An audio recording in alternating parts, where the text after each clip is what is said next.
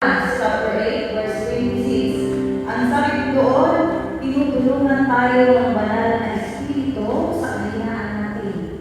Hindi natin alam kung ano ang dapat natin ipanalangin. Kaya ang Espiritu na rin ang namamagitan sa Diyos para sa atin sa pamamagitan ng mga daig na hindi natin kaya sabihin. Amen. May mga daig po ba tayo na hindi po natin alam kung paano natin sabihin sa Lord? Amen. May mga pagkakataon na nauubusan tayo ng mga salita, nauubusan tayo ng lakas on how to express our prayers to God. Amen. Na hindi na natin alam kung paano tayo manalangin, paano yung proper na panalangin, paano natin kakausapin si Lord ng maayos. Kasi magugulo na yung panalangin. Natry mo ba yun? Amen. Kaya naman sa mga oras na ito, mga kapatid, ang banal na Espiritu ang gagawin sa atin. Ang banal na Espiritu ang papasok sa oras nito. Hindi lamang upang tagapagtulong, kundi bilang isang tagapamagitan. Amen? Pinapalakas na tayo sa oras kung saan tayo pinapalakas tayo ng banal na Espiritu. Amen? Amen. Banal na Espiritu, maraming salamat po sa pagiging lakas namin sa kahinaan. Maraming salamat, Lord, sa pamamagitan ng Panginoon sa amin, para sa amin, Lord God, kung paano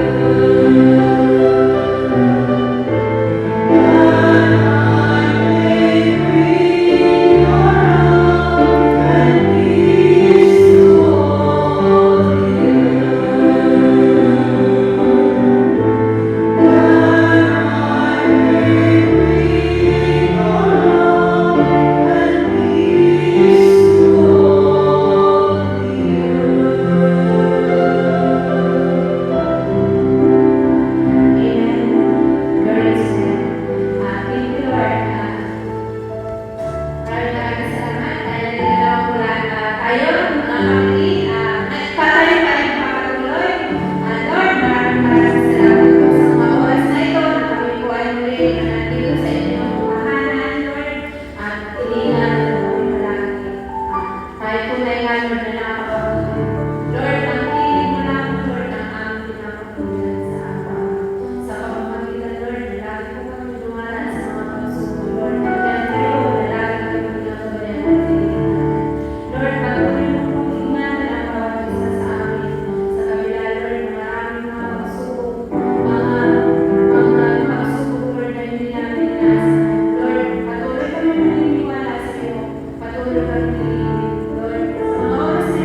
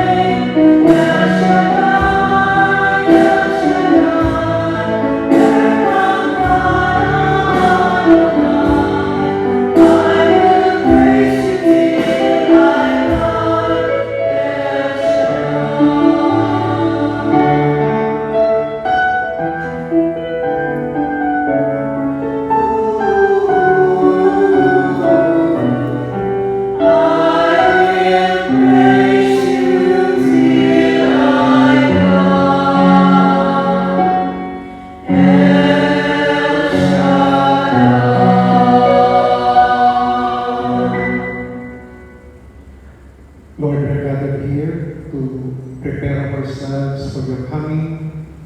Naway, ipuin mo yung isip namin, puso namin, na yung banal na salita ay aming papakinggan at maisabuhay.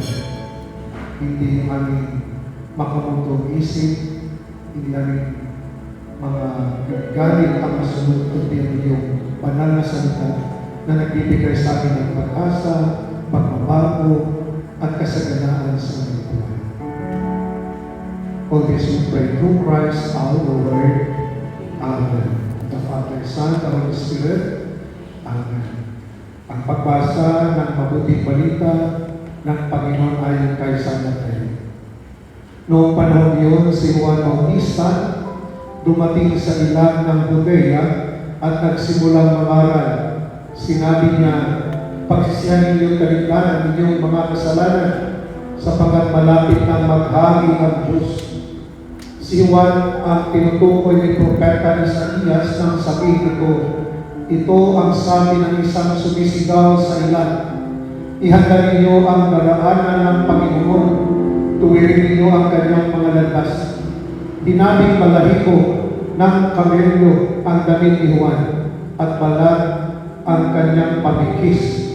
Ang kanya namang pagkain balang at puliputyukan at pumunta sa kanya ang mga taga-Jerusalem, taga-Judea at mga nanirahan sa magkabilang panig ng Jordan. Ipinahayag nila ang kanilang mga kasalanan at sila bininyagan ni Juan sa ilog Jordan. Ngunit ang makita niya marami sa mga Pariseo at mga Saduceo ang lumapit upang pamilya, sinabi niya sa kanila, kayong lahi ng mga ulupong, sino ang nagpabala sa inyo upang tumakas sa parusang darating? Ipakilala ninyo sa pamamagitan ng inyong pamumuhay na kayo'y nagsisi at huwag ninyong ipangahas na kayo'y anak ni Abraham. Sinasabi ko sa inyo, ang Diyos ay makalilikha ng mga tunay na anak ni Abraham mula sa mga batong ito. Ngayon pa ay nakaba na ang palakol sa ugat ng punong kahoy. Ang bawat punong kahoy na hindi mabuti ng ang bunga ay puputulin at ihagis sa apoy. Binibinyagan ko kayo sa tubig bilang tanda ng pagsisisi ninyo pagtalikod sa inyong mga kasalanan. Ngunit ang darating na kasunod ko ang magbibinyag sa inyo sa Espiritu Santo sa apoy. Siya ay makapagdirihan kaysa akin. Hindi ako karapat-dapat kahit tagadala ng kanyang panyapak. Huwag niyong hawak niya ang kanyang kalagay upang alisin ang layani. Tipunin sa kamali ang trigo, ngunit ang ipay susulugin sa apoy na di mamamatay kailanman. Ang mabuting balita ng Panginoon. Bakala natin ang Panginoon. Pilihin ang Diyos. Ito na po tayo.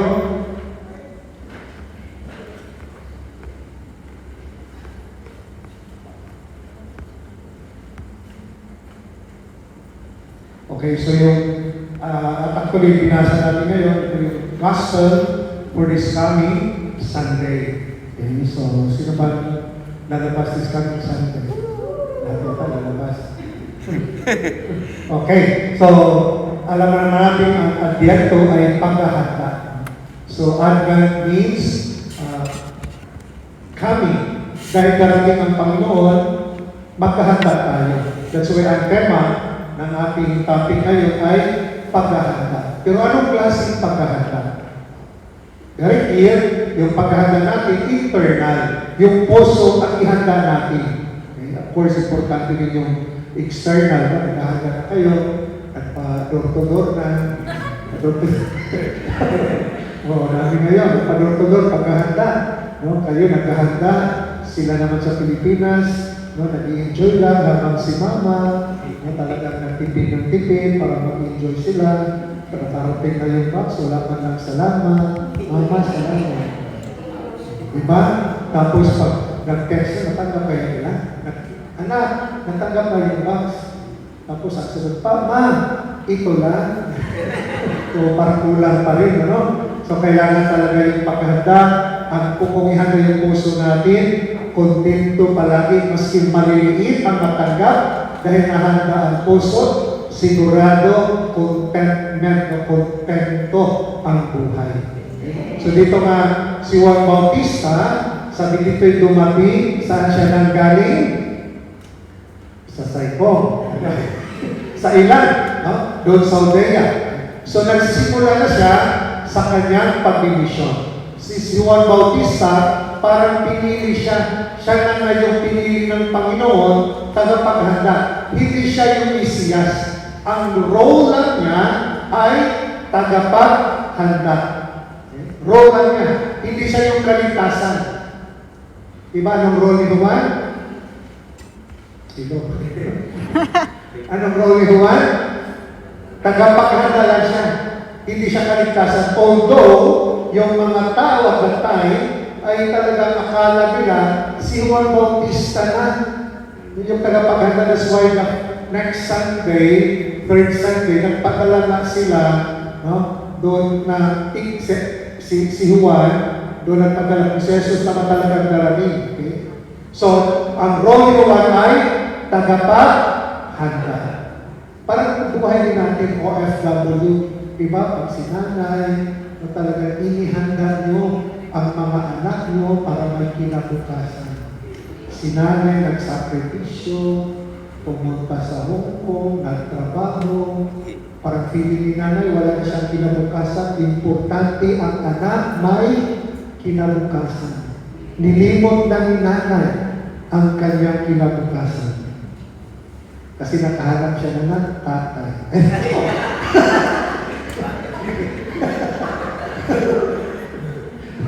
Okay? So, di ba ganito yung mga nanay, mga parents, hindi mo na inisip yung sarili mo. Inisip mo ngayon yung anak mo. Naalala ko yung isang kaibigan ko, nagbisita ng Hong Kong, sinamahan ko sila.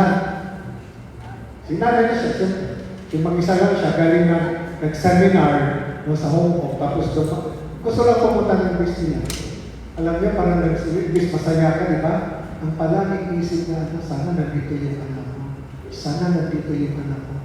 Nahiisip pa nandun na siya, pero ang inisip pa rin niya, anak pa rin. Di ba? Na ganun din yung nanay, ganun yung iniisip hindi palagi ang sarili. Sometimes yung OFW, ang inisip natin, hindi na yung sarili. Di ba, yung si Alcaraz pa yun, yung survivor na yung bata 3 months old. Di ba? Pag iniisip yung sarili niya, iniisip na yung bata.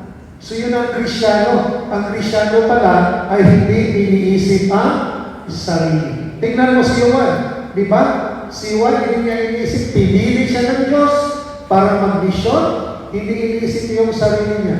Maski pakinggan siya o hindi. Imagine that. Di ba ano yung damit ni Juan? Anong damit ni Juan? Giordano? Di ba sabi dito, yung made of camel's hair. Kung sinabi, Lord, kung ipadala ko Lord, maganda Lord, yung tulad ng mga Pariseyo, Lord, yung damit ko, Lord. Pero hindi hadlang ang material na bagay para hindi ka mag-mission. Huwag mong sabihin na, hindi ako hindi mo magawain kasi wala akong panahin, wala akong bagong damit. Hindi hadlang. Tulad ni Juan, hindi hadlang ang material na bagay. Hindi hadlang ang kawalan para hindi mag-mission. That's why pinili na si Juan walang-wala para mag-mission. Di ba pinili na ng Panginoon yung walang-wala, yung mga apostoles, di ba? Mangingisda lang yun. Wala namang alamin about sa, o kunti lang alam about sa Torah, no? Sa Skriptura. Pero pinili ni Lord. Kung wala ka na, huwag mong sabihin na moyong ka na. Huwag mong sabihin wala ka na. Tandaan ang pinipili ng Panginoon, yung wala, yung empty. No wonder, sa Beatitude, di ba sinabi, blessed are the poor, for theirs the kingdom of God. Kung walang-wala ka na, gagamitin ka ni Lord. That's why tayong lahat ay ginamit ni Lord. May grant ay gagamitin ka ng Panginoon. Okay? Dahil sa iyo, baka may nabago yung kaibigan mo. Dahil sa iyo, baka may nabago yung amo mo. Dahil nakita yung patience mo, yung tiyaga mo, yung contentment mo, kontento ka na, mas yung alam ng amo mo, pero talaga yung dedication mo sa trabaho, hindi ka gumigiba. May mga tao na mabago dahil sa Kristiyanong pamumuhay natin. That's why yung Kristiyano ay pag-asa ng mundo. Kung sabi nga ng isang biblical scholar, kung merong Kristiyano pa hanggang sa mundong ito, may pag-asa ang mundo. Dahil sa pamumuhay mo, ikaw ngayon ang nagbibigay pag-asa. So maraming na-inspired sa inyo, mga migrante. Na-inspired dahil sa pamumuhay natin. Dahil ang Diyos, paghahanda na tulad ng paghahanda ng Panginoon. Ang paghahanda entails of sacrifice. So ang Kristiyano, hindi iniisip ang sarili, tulad ng nanay, ang Kristiyano, iniisip ang ibang tao. Hindi na makasarili. Ino-offer na, tulad ni Juan, ino-offer niya ang kanyang sarili. At yung, sabi nga, John, di ba, siya yung voice in the desert. Ito ang sabi ng sumisigaw sa ilan, ihanda ninyo ang daraanan ng Panginoon, tuwirin ninyo ang kanyang landas. Ang tinutukoy nito, yung buhay mo. Ihanda ang buhay mo. Yung bakong-bakong pamumuhay, yung mga kasalanan ng pamumuhay, magbago ka. Parang sinabi dito, magbago ka. Magbago ka para ang Diyos ang mamuhay sa atin. Siya ang maghari sa buhay natin. Hindi maghari ang Diyos pag hindi pala tayo magbago. Pag ang sarili pa ang masunod sa iyo, hindi maghari ang Diyos. Nalala mo tuloy yung kwento ng pamilya sa Europa, isang pamilya, quarterly, ibig sabihin every 3 months, sila ay, alam mo, ng Europe, di ba, connected yan. So sila ay parang nagbiyahe, bakasyon, kasi yung kanilang sasakyan, pamilya. So habang nagbiyahe sila, nag-aaway, hanggang disgrasya, kasi nag-aaway. Doon, walang survivor. Pero may survivor, isa yung kanilang favorite pet. Alam yung favorite pet nila? Yung unggoy. Nakasurvive. Pero nandun na yung mga polis, ini-interview na, paano ma-interview nito? Lahat naman, walang survivor, unggoy lang. Pero sabi ng isang polis, try natin itong unggoy, baka marunong ito. Goy! Anong nangyari, Goy? Sa biyahe niya, Goy. Sumagot yung unggoy. Sabi lang, nag-away pala. Nag-away doon habang nagbabiyahe. Sabi ko, Goy, kung nag-away sila, sinong nagdadrive? Siya yung nagdadrive. No one there. Disgrasya. So, ganda din yung kwento din. Sinong nagdadrive sa buhay mo? Si Lord ba o yung pride mo? Your ego mo? So, kung si Lord, talagang safe ang buhay. Pero kung makasarili ka, ma-pride ka, wasak ang puso, sira ang buhay. Si Lord dapat, pag si Lord, safe ang journey natin. Lord, ka nang bahala sa buhay mo. Di ba, bago ka lumabas, mag-day off, Lord, samahan mo ko ngayon, Lord. Lord, kapayan mo ako, Lord. So, Lord, sana hindi patutawag yung pag ko, Lord. Okay? So, dapat si Lord mag-control sa buhay natin. Kasi Lord, safe. Sabi nga, and then, at sinabi dito, yun ang insight ni Juan, prepare the way, ihanda ninyo ang daraanan ng Panginoon. Prepare the way. Yung paghahanda pala, ihanda yung buhay natin. That's why yung Advento, time also to meditate, to reflect. No? Ano ba yung buhay ko, relationship ko sa Panginoon? What is my relationship with my brothers and sisters? Ano ba yung relationship ko ngayon sa kasamahan ko sa private group? Baka may kaaway ka, nagtampo ka, tapos tinago mo lang. Tapos sa Christmas party natin, siya pang makuha mo, ka-exchange gift mo. So ano ba, that's a time to meditate, to reflect. Lord, kumusta yun? Ano ba yung relationship sa iyo? Yung sa kapwa. Try also na, of course, God is a God who want to relate. Ang Diyos natin, God of relational. Hindi lang siya distant. Pag gusto niya, samahan tayo. Yan ang meaning ng Emmanuel.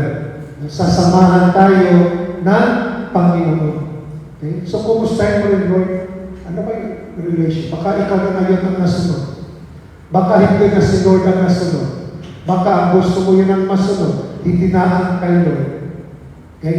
So, we have to examine also yung ating relationship sa Panginoon. And that reminds us yung goal natin na makilala si Lord. Na nasa ito yung description sa damit ni Juan, tinabik balahibo na kamelyo ang damit ni Juan at balat ang kanyang pamingkis. Symbolism doon yung simplicity. Na hindi ang buhay ni Juan, hindi siya nag-aim or nangarap ng material. Yung buhay niya basta simple lang yung damit niya. Sana ganun ang pangarap natin, yung mapalapit tayo kay Lord, yung kabanalan.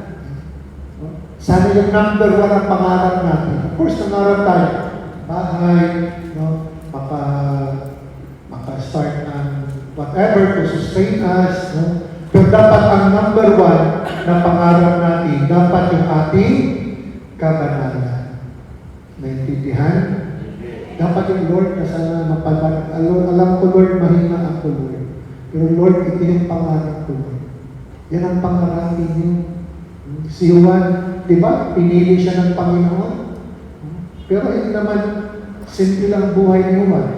Dahil ang pangarap ni Juan, sumunod lang sa kalooban ng Panginoon. Nabigyan siya ng lakas, sumunod sa plano ng Diyos, ang plano ng Diyos sa buhay niya. Yung pagkain, yung description dito, at kanya namang pagkain, balat at pulot-putyukan. Jollibee, pulot-putyukan. Okay? So ito description ng kanya, simplicity. At yung dahil ginamit siya, imagine that si Juan, di ba, yung gamit niya, kaya ba kayo ibang tao, totoo kayo niya? Bakit ganyan yung buhay? Bakit ganyan ang damit niya? Okay? Pero makita natin, gagamitin talaga ni Lord. Si Lord ang power, hindi kay Juan. Kasi kung makita si Juan, bakit ganyan yung damit niya? O si pagkain niya, parang weird naman to. Pero, pag gagamitin tayo talaga ni Lord, mas yan ang itsura natin, talagang the Lord will empower us, will touch the lives of other people na pumunta. That's why, sino mga pumunta sa kanila? Taga-Jerusalem, taga-Judea, at mga nanirahan sa magkabilang panig ng Jordan. At sila ay nakinig kay Juan at nagpabinyag. Meron mo ng listening bago yung nabinyag. Hindi automatic. Ibig sabihin, nakinig sila sa mensahe ni Juan. Ano yung mensahe ni Juan? Bagbago, tuwirin, conversion, transformation. Yun ang minsan, magbago kayo. Dahil nagbago, nagpabinyag. That's why ang binyag, ibig sabihin, nabago na. We become a new person. Sabi niya, new person. Wala na yung luma. That's why ang bilang binyagan, yung ating pangarap, yung ating aim, yung kabanalan. Kasi binyagan ka. So nangako ka na dahil nabinyagan ka, anak ka ng Diyos, yung mission natin ngayon na sana meron tayong intimate relationship sa Panginoon. Na ang aim natin ngayon ay to be with God, in communion with God. Yun ang aim natin ngayon. Okay? That's why ito nga na ipinahayag ang maraming tao nagpabinyag. Importante yung binyag kay Juan. Pero may binyag din sasabihin mamaya, yung binyag ng Panginoon, di ba yung binyag ni Juan ay tubig. No? Ang binyag ni Jesus ay Espiritu Santo. So parang to empower us, yung kay Juan, parang entrance, naging anak ka ng Diyos, yung sa kay Jesus, Espiritu Santo, para mag-participate tayo sa kanyang mission. Ang Spirit ang maggabay sa buhay natin. Ngunit, nang makita ng marami ang Pariseo, parang nagalit din si Juan. Yung nakita niyo mga Pariseo, Saduceo, nagalit siya, kayong lahi ng mga ulupong. Sino ang nagbabalas sa inyo upang tumakas sa parusa darating? Nagalit pa si Juan kasi sila ito mga Pariseo. May challenge dito, ipakilala ninyo sa pamamagitan ng inyong pamumuhay na kayo'y nagsisisi. May pakita pala natin sa ating pamumuhay kung nagsisi ka na. Hindi lang yung pagsisisi, sorry ha, sorry, pero wala namang nabago. Pagbalik mo dito sa Hong Kong, nabalitaan mo na, para pagbabago. Sakay pa rin sa motorsiklo ng asawa mo. Di ba? Sorry na talaga. Sorry na. Sabi nga dito, ipakita yung pagsisisi sa pamumuhay. Ibig sabihin, ang pagsisisi natin, may pagbabago. Hindi lang sa bibig. Okay? Ang conversion, not only just, I'm sorry. Magbago na ako. Sisigurado magbago na ako mag-aral na talaga ako. Laman mo na, pala sa bilyaran din pala, bilyar. So, ang pagbabago, saan ipakita? Action. Okay? So, hindi na kayo masisabihin nila, pero ipakita mo anak, pakita mo kung nagbago, ipakita mo sa gawa mo. Hindi lang sabihin mo. Pag nakita ko sa gawa mo, kasi narinig ko, mahirap narinig mo lang, hindi mo nakita sa gawa. Di ba mahirap yung palaging naririnig lang, wala naman sa gawa. That's why maraming mga chismis, narinig mo lang, wala naman hindi matotoo yan, wala naman sa gawa. Kasi pinaninulaan natin ang naririnig. Dapat pinaninulaan natin yung action, ginawa. Okay, so yun ang pagsisisi daw, dapat ipakita sa gawa. So sa buhay natin, sa community, sometimes nagkamali tayo, ipakita mo na huwag hayaan yung pride. Ba't yung pagpakumbaba, to reconcile, baguhin ang sarili, na ipakita, may effort ka. Sa nakikita sa ito, nag-effort ka na mabago. Okay? So sabi dito, at huwag ninyong ipangahas na kayo'y anak ni Abraham. Kasi sila mga Pariseo, proud sila, they are from the line of Abraham. Abraham, yun sa kanila. Dahil Abraham, parang sinabi in our old text, binyagan naman kami, katoliko naman kami. Parang huwag ninyong ipangahas na nabinyagan ka. Okay? Sinabi dito, sinasabi ko sa inyo, ang Diyos ay makalilikha ng mga tunay na anak ni Abraham mula sa batong ito. Ikaw ang pinyagan, batong ito, yung mga taong pusong bato, gagawa pa si Lord ng tunay na anak ni Abraham. Ibig sabihin yung pagbabago. Di ba? Yung nakikita dito sa Ebanghelyo, Mary Magdalene, Zacchaeus, yung mga makasalanan, parang pusong bato, binago, sumunod kay Lord. So hindi guarantee sinabi dito, hindi guarantee dahil you are from the line of Abraham, maligtas ka na. Hindi guarantee na binyagan ka na, maligtas ka na. Ipakita mo sa gawa mo, sa kilos mo. Yun ang ibig sabihin. Ngayon pa, puputol na, ngayon pa'y nakaabana ang panahon sa ugat ng punong kahoy. Ang bawat punong kahoy na hindi mabuti ang bunga ay puputulin at ihahagi sa apoy.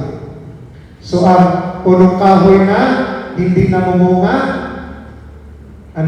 puputulin at ihahagis. Ibig sabihin, doon sa impyerno, ibig sabihin ang buhay natin, dapat magbunga.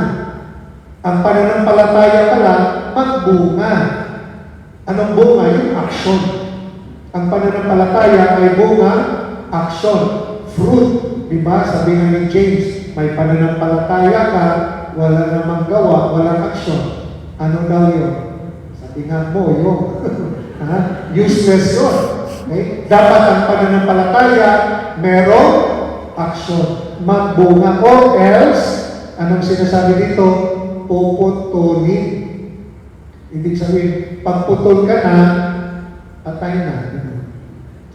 Although sinabi ni Lord in other gospel, ititrim, pero connected ka pa sa puno. Pero ito puputulin, parang wala ka na talaga. Hindi na lang bunga ang buhay mo. So habang in our journey, sikapin natin na magbunga ang buhay natin.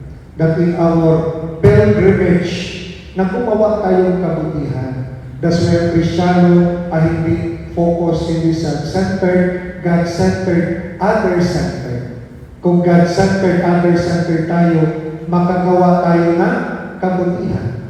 Pero pag self-centered ka lang, isip mo lang sarili mo, hindi ka, gusto mo na sila gumawa kabutihan para sa iyo. Pero ang Kristiyano, sabi nga dito, in the first place, sabi niya, wala na yung sarili. Diba, sabi nga ng Panginoon, kung sumunod, if you want to follow me, anong unang kondisyon? If you want to follow me, deny, diba? Die yourself. Now, if you want to follow me, die yourself. Deny yourself. So, ibig sabihin, ang Kristiyano pala ay wala na sarili. Kasi, nalimot mo na yung sarili mo. Ang sarili mo ngayon, identity mo ngayon, si Christ na. Pag si Christ na, then we can serve others. Pero pag hindi ka namatay sa sarili mo, makasarili ka pa rin, gusto mo na ang sarili ang masusunod. Okay? So, ito yung hamon, challenge. Ito yung binibinyagan daw tayo ni John sa tubig at may darating si Lord. Anong bibinyag? Holy Spirit. Kay John, water cleansing sa kasalanan natin. But Jesus, yung Holy Spirit. Parang sa sacrament natin, di ba? Sacrament of initiation, baptism, and confirmation. So yung baptism, incorporation to the church, yung confirmation, sealing of the Holy Spirit. Binigyan din ang gifts of the Holy Spirit para mag-participate sa mission. Okay? So yung baptism, kasi mali pa tayo. Nagaran natin ng mga parents, yung mga ninang nagarantiya sa pananampalataya. So sa baptism, incorporation to the body of Christ, pero hindi complete ang binyag pag walang complete. Yan ang sealing of the Holy Spirit. Okay? So tatanggap natin ang Spirit, hindi lang tayo maging member ng simbahan, but maging disipulo, maging missionary. Dahil sa Spirit, gagamitin mo yung gifts para mag-mission. Dito nga natin maintindihan, bakit pag ikakasala no? Wala ka palang kumpili. O hindi ka muna ikasal. Kasi kung hindi kulang yung binyag. So, that's why ang kasal na, di ba, yung kumpil para mag-participate ng mission. Dahil ang kasal, marriage, it is a mission. Di ba? Nag-mission ka. Paano ka mag-mission kung hindi mo natanggap ang Espiritu Santo?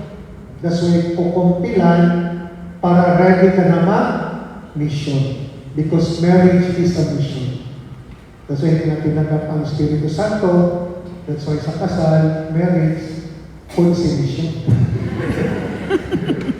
Okay? So, that's why the sacrament, no, hindi maging complete ang binyag pag walang Holy Spirit. That's why dito natin maintindihan na yung binyagan, hindi lang tayo member ng simbahan.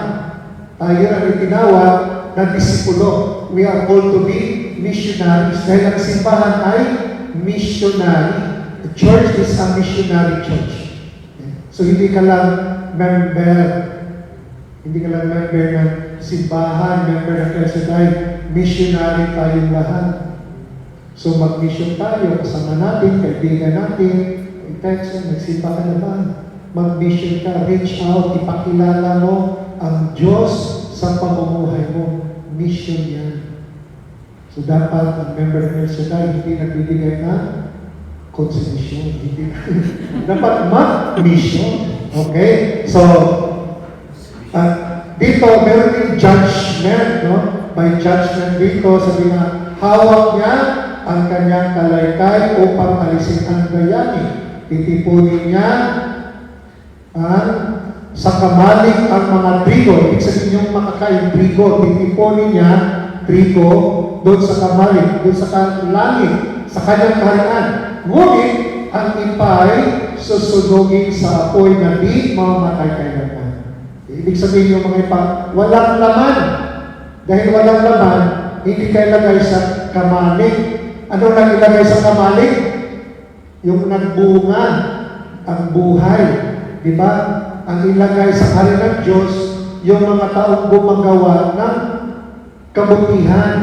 Pero pag empty ang buhay mo, para nag-ipay, walang laman ang pananampalataya, saan daw ilalagay? Sa apoy. No? Sa apoy na, o anong gusto nyo? Sa kamali o doon sa apoy? O anong gagawin natin? Dapat magbunga ang buhay. Hindi magbunga ang kaaway. Magbunga ang buhay. Yun ang ibig sabihin. So, ang hamon pala ni Juan Bautista na yung pananampalataya natin magbunga. That's why faith gives life. Ang pananampalataya ng bibigay buhay. Paano? Sa pamamagitan ng ating pag-mission. Reaching out. Marami kayong mga kababayan, baka hindi na nagsisimba, diba, nagtatampo na kay Lord, parang nasaktan, no? Because of relational, family. Pero tayo, ang pananampalataya, nagbibigay buhay. Silang feeling hopeless, at tayo magbigay ng hope, pag-asa. For Lord, nothing is impossible. Diba? Walang, kaya tayo, instrument tayo. Gagamitin tayo ni Lord. Hindi lang, di ba? Hindi lang tayo member. Tayo ay disciple. Tayo ay missionary. Gagamitin tayo ng Panginoon. Okay? So, ito yung hamon sa atin. That's why this Advent, a time of preparation. Again, ang i-prepare natin, yung internal, yung ating kaluluwa. That's why time to meditate, to reflect, kumusta na ba yung relationship ko kayo? What is my relationship with you? At kumusta na yung relationship ko sa kapwa? Ngayon, 10 years na, dati pong kaaway. Paano tayo magbunga kung meron tayong hindi malinis ang puso natin? Maski walang tayo, pag malinis ang puso, papasok ang grasya ni Lord sa buhay natin. That's why dasal ng dasal tayo, di ba dasal ng dasal, pero Lord, wala pa rin nangyari. Di ba ka naman may hadlan? Yung galit, yung papatawa. Remember, di ba, yung sa gospel, may tao daw na pumunta ng temple, nag-offer ng gift. Di ba nung sabi ni Lord, there, if you remember, you have something against your brother or sister, leave your gift. Iwanan mo yung gift mo. Puntahan mo yung kaaway mo. Go there and be reconciled. Kung nag-reconcile ka na, babalik ka. I-offer mo yan. Tatanggapin ni Lord. Di ba? In our liturgical celebration, bago natin tanggapin si Lord, sa communion, anong ginagawa natin? Anong ginagawa natin? Bago mag-communion, di ba, nag-reconcile tayo? Peace be with you. Pagkaibigan, malaki yung peace be with you. Pagkaawa, may you rest in peace. Diba? So, gano'n din. Pag prayer tayo, gusto ni Lord, number one, bago tayo humingi, na-reconcile tayo sa kapwa. Pag malinis ang puso, walang hadlang, dadaloy ang grasya ng Panginoon sa buhay. So, hindi yun ang sabi ng ni Juan Bautista, into me. Ano ba yung mga mas sinasaktan ka? Forgive.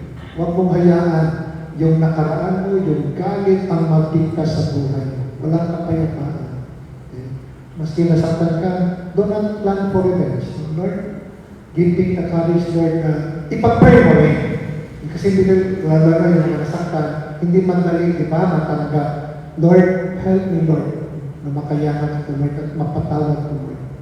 Anino pala, Lord, sa worldwide kanina, Lord, high blood ako. Kung nakita ko sa kanila, mag-remit, Lord.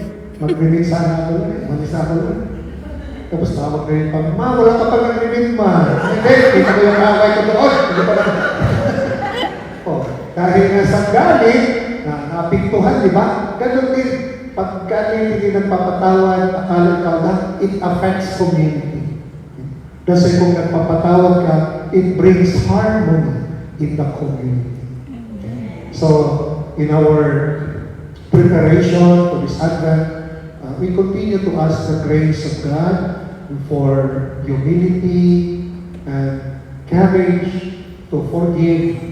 At ang hamon nga dito, para mapuno ng kapayapaan, para magbunga ang buhay natin, dahil gagawa din tayo ng kabutihan. Ang aim natin, ang pangarap natin na kabanalan. Yun ang pangarap ng isang Kristyano, na mapabanal ang uunahin si Lord. Yun ang pangarap natin. Kasi pag inuna natin si Lord, lahat naman, hindi tayo kakalimutan ni Lord. Di ba? Seek ye first the kingdom of God. At anong promise na? And all, lahat, ibibigay. Mas hindi mo hiningi, ibibigay ni Lord. Lord, bakit kayo ng Lord? 50 na ako, Lord, may na siya dumating, Lord. O, ibibigay ko ba? Kasi hindi mo hiningi, ano? Okay. Oh. Pag unahin mo si Lord, hindi tayo magkulang. Pero pag inahin mo yung sarili, palaging feeling kulang. Yung sweldo kulang. Asawa kulang. Parang, pag inuna natin si Lord, sabi nga, talaga, siya yung number one. Dapat siya yung ating pangarap mo. Lord, pangarap ko, Lord, na mapalapit sa iyo. Pangarap ko, Lord, na papapangarap mo. Lahat, plano mo, yung bahay mo, ibibigay ni Lord yan. Ibibigay ni Lord kasi inuna mo siya.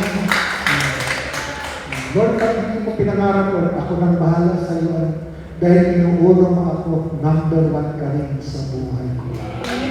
Okay, so, we thank the Lord for prayer. Okay, so we pray. Okay, so we pray to thank the Lord for this opportunity to be gathered this season of Advent. The Father, Son, the Holy Spirit. Amen. Lord, thank you for the Word. Thank you for your divine word na paalala sa Panginoon to live a life of holiness, a life of service. The Gospel, Lord, reminds us, challenges, Lord, na dapat yung aming pananampalataya ay magbunga. Yung aming pananampalataya, Panginoon, ay magbigay sa amin ng lakas na magpatawad to reconcile with our brothers and sisters. And so, Lord, we lift up our petitions, our intentions, and we ask you, Lord, to listen to us, hear us. We lift up our brothers and sisters who are suffering, those who are sick, aming mga kababayan, OFW, na wala ng trabaho, who are in the hospital, we pray for their healing, Lord. Members in our family, we pray, Lord, for unity, we pray for reconciliation, healing. And so, Lord God, we lift up also our community, yung aming gawain, especially for this Sunday, yung aming anniversary. May this inspire us, Lord, be committed to to be of service to your kingdom. May this anniversary, Lord, inspire us to be a disciple, to be a missionary of love, peace to our brothers and sisters. And so, Lord, we lift up our intention. Lord, we ask you to listen to our prayers. Bless us, Lord, guide us. And Lord, we ask you, Lord, that may we have that humility na ikaw yung uunahin namin, Panginoon. Forgive us for the times that we are so selfish na inuuna namin, Panginoon, yung aming sarili. Lord, forgive us. But now, Father God, may the Holy Spirit always remind us na ikaw yung aming uunahin because you are our great Lord, you are our Savior, our mighty Father. All this we pray through Christ our Lord. Amen. The Father, Son, the Holy Spirit. Amen.